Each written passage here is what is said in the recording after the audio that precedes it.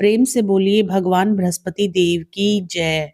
भारतवर्ष में एक प्रतापी और दानी राजा राज्य करता था। वह नित्य गरीबों और ब्राह्मणों की सहायता करता था। यह बात उसकी रानी को अच्छी नहीं लगती थी। वह ना ही गरीबों को दान देती, ना ही भगवान का पूजन करती थी और राजा को भी दान देने से मना किया करती थी। एक दिन राजा शिकार खेलने वन को गए हुए थे, तो रानी महल में अकेली थी। उसी समय बृहस्पति देव साधु वेश में राजा के महल में भिक्षा के लिए गए और भिक्षा मांगी। रानी ने भिक्षा देने से इनकार किया और कहा, हे साधु महाराज, मैं तो दान पुण्य से तंग आ गई हूँ। मेरा पति सारा धन लुटाते रहते हैं। मेरी इच्छा है कि हमारा धन नष्ट हो जाए, फिर ना रहेगा बांस और ना बजेगी बांसुरी। साधु ने कहा, देवी तुम तो बड़ी विचित्र हो। धन संतान तो सभी चाहते हैं, पुत्र और लक्ष्मी तो पापी के घर भी होने चाहिए। यदि तुम्हारे पास अधिक धन है तो भूखों को भोजन दो, प्यासों के लिए प्याऊ बनवाओ, मुसाफिरों के लिए धर्मशालाएं खुलवाओ। जो निर्धन अपनी कुंवारी कन्याओं का विवाह नहीं कर सकते, उनका विवाह करा दो। ऐसे और कई काम हैं जिनके करने से तुम्हारे यश लोक परलोक में फैलेगा।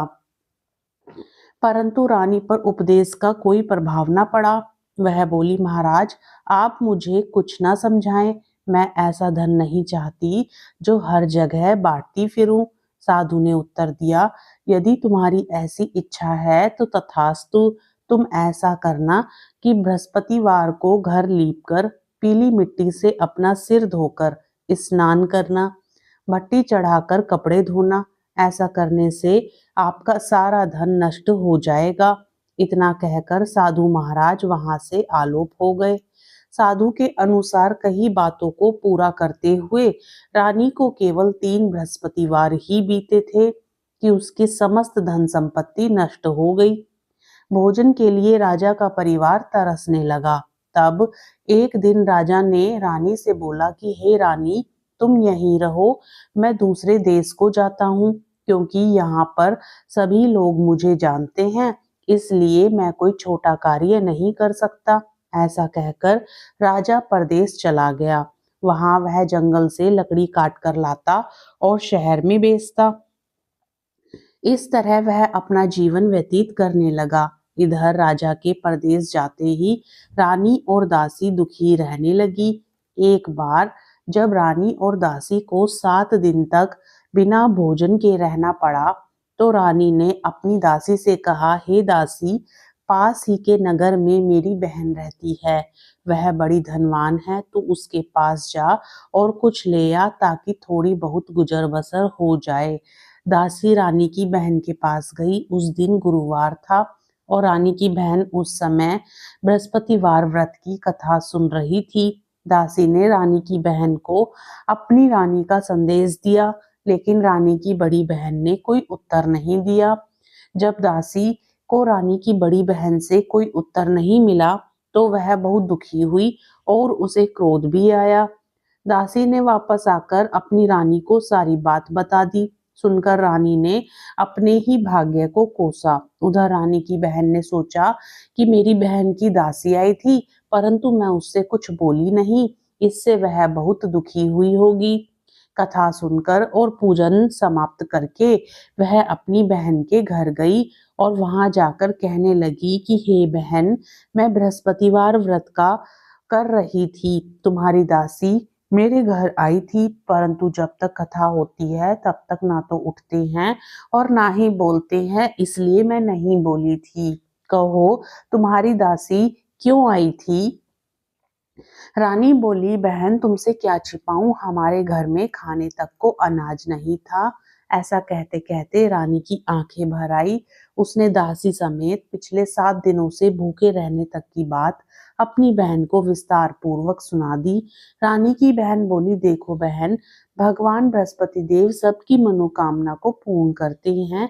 देखो, शायद तुम्हारे घर में अनाज रखा हो। पहले तो रानी को विश्वास नहीं हुआ, पर बहन के आग्रह करने पर उसने अपनी दासी को अंदर भेजा तो उसे सचमुच अनाज से भरा हुआ एक घड़ा मिल गया। यह देखकर रानी को बड़ी हैरानी हुई। दासी रानी से कहने लगी कि हे रानी, जब हमको भोजन नहीं मिलता तो हम व्रत ही तो करते हैं, इसलिए क्यों ना इनसे व्रत और कथा की विधि पूछ ली जाए ताकि हम भी व्रत कर सके। तब रानी ने अपनी बहन से बृहस्पतिवार व्रत के बारे में पूछा। उसकी बहन ने बताया कि बृहस्पतिवार के व्रत में चने की दाल और मुनक्के से विष्णु भगवान का केले की जड़ में पूजन करें तथा दीपक जलाएं, व्रत कथा सुने और पीला भोजन ही करें। इससे बृहस्पति देव प्रसन्न होते हैं। व्रत और पूजन विधि बताकर रानी की बहन अपने घर को लौट गई।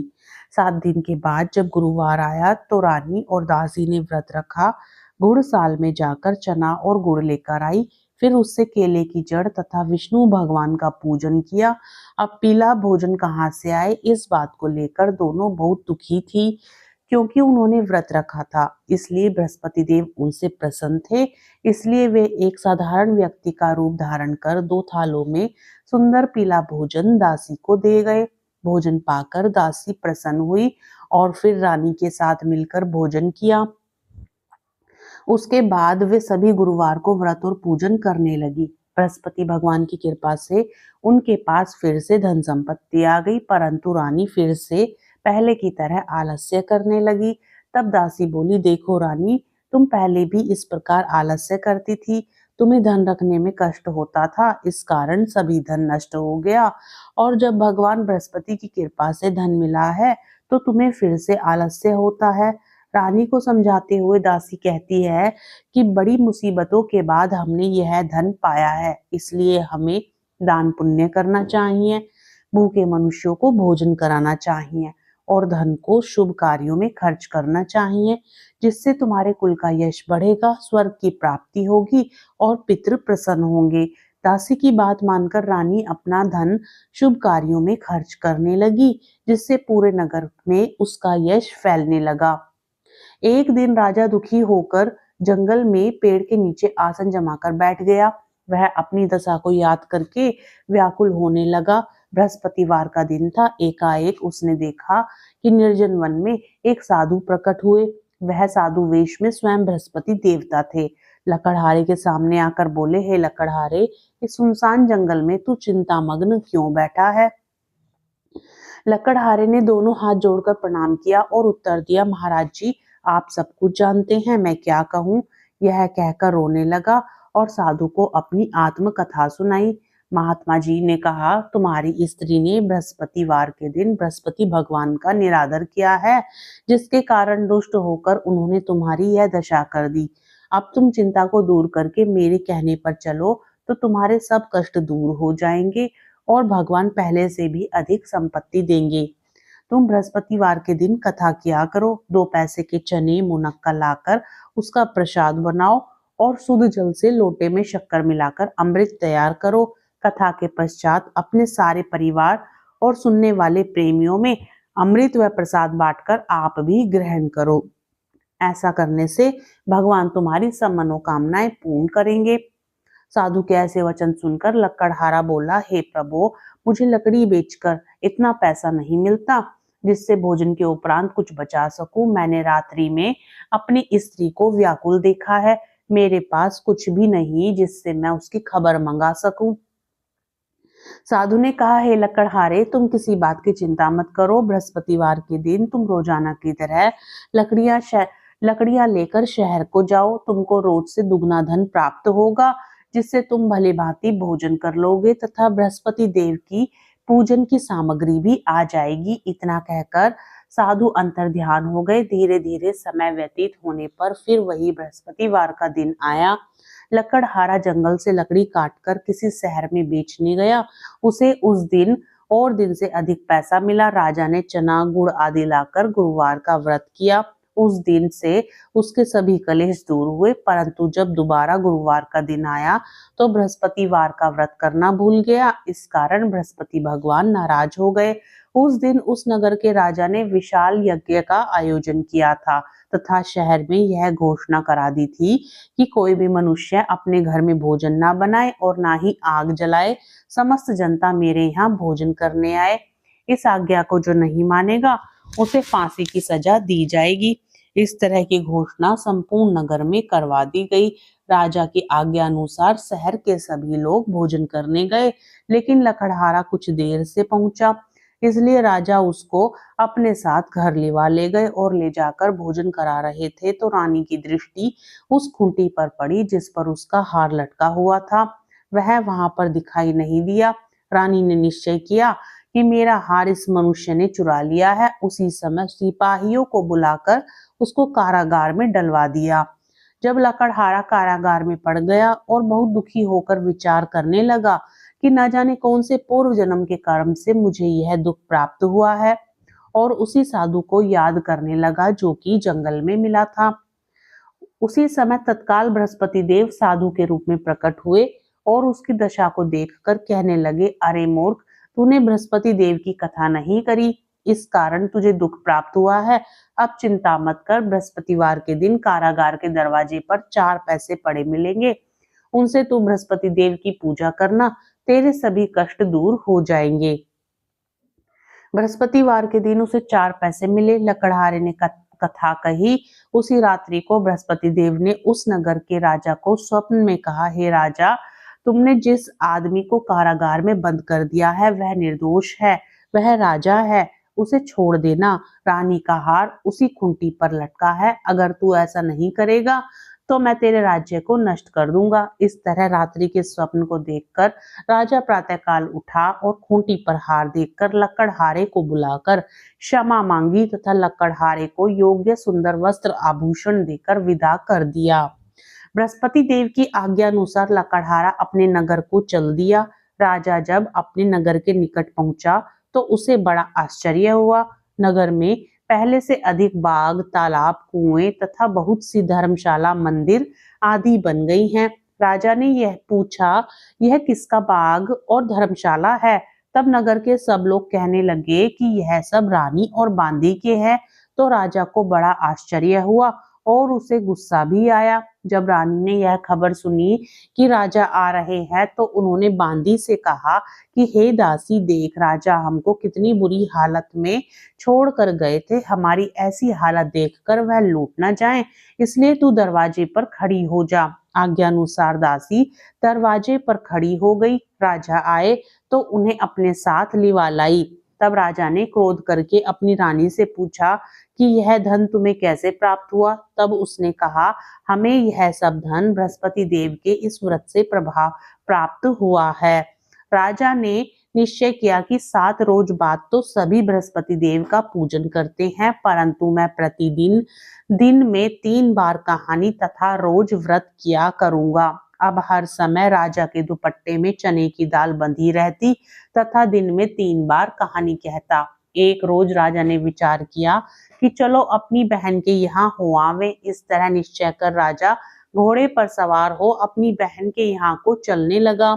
मार्ग में उसने देखा कि कुछ आदमी एक मुर्दे को लिए जा रहे हैं। उन्हें रोककर राजा कहने लगा कि अरे भाइयों, मेरी बृहस्पति देव की कथा सुन लो। वे बोले, लो, हमारा तो आदमी मर गया है, इसको अपनी कथा की पड़ी है। परंतु कुछ आदमी बोले, अच्छा कहो, हम तुम्हारी कथा भी सुनेंगे। राजा ने दाल निकाली और जब कथा आधी हुई थी कि मुर्दा हिलने लग गया, और जब कथा समाप्त हो गई तो राम राम करके मनुष्य उठकर खड़ा हो गया। आगे मार्ग में उसे एक किसान खेत में हल चलाता मिला। राजा ने उसे देख और उससे बोले, अरे भैया, तुम मेरी बृहस्पतिवार की कथा सुन लो। किसान बोला, जब तक मैं तेरी कथा सुनूंगा तब तक 4 हरैया जोत लूंगा, जा अपनी कथा किसी और को सुनाना। इस तरह राजा आगे चलने लगा। राजा के हटते ही बैल पछाड़ खाकर गिर गए तथा किसान के पेट में बड़ी जोरों का दर्द होने लगा। उसी समय उसकी माँ रोटी लेकर आई। उसने जब यह देखा तो अपने पुत्र से सब हाल पूछा और बेटे ने सभी हाल कह दिया। तो बुढ़िया दौड़ी दौड़ी उस घुड़सवार के पास गई और उससे बोली कि मैं तेरी कथा सुनूंगी, अपनी कथा मेरे खेत पर चलकर ही कहना। राजा ने बुढ़िया के खेत पर जाकर कथा कही, जिसके सुनते ही वह बैल उठ खड़े हुए तथा किसान के पेट का दर्द भी बंद हो गया। राजा अपनी बहन के घर पहुंचा। बहन ने भाई की खूब मेहमानी की। दूसरे रोज प्रातःकाल राजा जगा तो वह देखने लगा कि यहाँ सब लोग भोजन कर रहे हैं। राजा ने अपनी बहन से कहा कि यहाँ कोई ऐसा मनुष्य है जिसने भोजन नहीं किया हो, मेरी बृहस्पतिवार की कथा सुन ले। उसकी बहन बोली, हे भैया, यह देश ऐसा ही है कि पहले यहाँ लोग भोजन करते हैं, बाद में अन्य कोई काम करते हैं। अगर कोई पड़ोस में हो तो देख आती हूँ। वह ऐसा कहकर देखने चली गई, परंतु उसे ऐसा कोई व्यक्ति नहीं मिला जिसने भोजन ना किया हो। अतः वह एक कुम्हार के घर गई जिसका लड़का बीमार था। उसे मालूम हुआ कि उनके यहाँ 3 रोज से किसी ने भोजन नहीं किया है। रानी ने अपने भाई की कथा सुनने के लिए कुम्हार से कहा। वह तैयार हो गया। राजा ने जाकर बृहस्पतिवार की कथा कही, जिसको सुनकर उसका लड़का ठीक हो गया। अब तो राजा की प्रशंसा होने लगी। एक रोज राजा ने अपनी बहन से कहा कि हे बहन, हम अपने घर को जाएंगे, तुम भी तैयार हो जाओ। राजा की बहन ने अपनी सास से कहा। सास ने कहा, हाँ चली जा, परंतु अपने लड़कों को मत ले जाना, क्योंकि तेरे भाई के कोई औलाद नहीं है। बहन ने अपने भैया से कहा, हे भैया, मैं तो चलूंगी पर कोई बालक नहीं जाएगा। राजा बोला, जब कोई बालक नहीं चलेगा तब तुम ही क्या करोगी। बड़े दुखी मन से राजा अपने नगर को लौट आया। राजा ने अपने नगर में लौट आने पर अपनी रानी से कहा, हम निर्वंशी हैं, हमारा मुंह देखने का धर्म नहीं है और कुछ भोजन आदि भी नहीं किया। रानी बोली, हे प्रभु, बृहस्पति देव ने हमें सब कुछ दिया है, वह हमें औलाद भी अवश्य ही देंगे। उसी रात को बृहस्पति देव भगवान ने राजा से स्वप्न में कहा, हे राजा, उठ, सभी सोच त्याग दे, तेरी रानी गर्भ से है। राजा को यह बात सुनकर बड़ी खुशी हुई। 9वें महीने में उसके गर्भ से एक सुंदर पुत्र पैदा हुआ। तब राजा बोला, हे रानी, स्त्री बिना भोजन के रह सकती है, पर बिना कहे नहीं रह सकती। जब मेरी बहन आए तो तुम उससे कुछ मत कहना। रानी ने कहा। जब उसकी बहन आई कि घोड़ा चढ़कर तो नहीं आई, गधा चढ़ ही आई। तब राजा की बहन बोली, भाभी, यदि मैं इस प्रकार से ना कहती तो तुम्हें औलाद कैसे मिलती। बृहस्पति भगवान ऐसे ही हैं, जिसके मन में जैसी कामनाएं हैं सभी को पूर्ण करते हैं।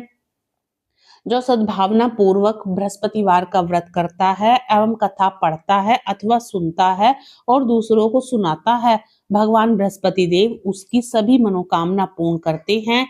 भगवान बृहस्पति देव उसकी सदैव रक्षा करते हैं। संसार में जो मनुष्य सद्भावना से भगवान जी का पूजन व्रत सच्चे हृदय से करते हैं तो उनकी सभी मनोकामनाएं पूर्ण करते हैं। जैसी सच्ची भावना से रानी और राजा ने उनकी कथा का गुणगान किया तो उनकी सभी इच्छाएं भगवान बृहस्पति देव जी ने पूर्ण की थी। इसलिए पूर्ण कथा सुनने के बाद प्रसाद लेकर जाना चाहिए। हृदय से उसका मनन करते हुए जयकारा बोलना चाहिए। प्रेम से बोलिए, भगवान बृहस्पति देव की जय, भगवान विष्णु की जय।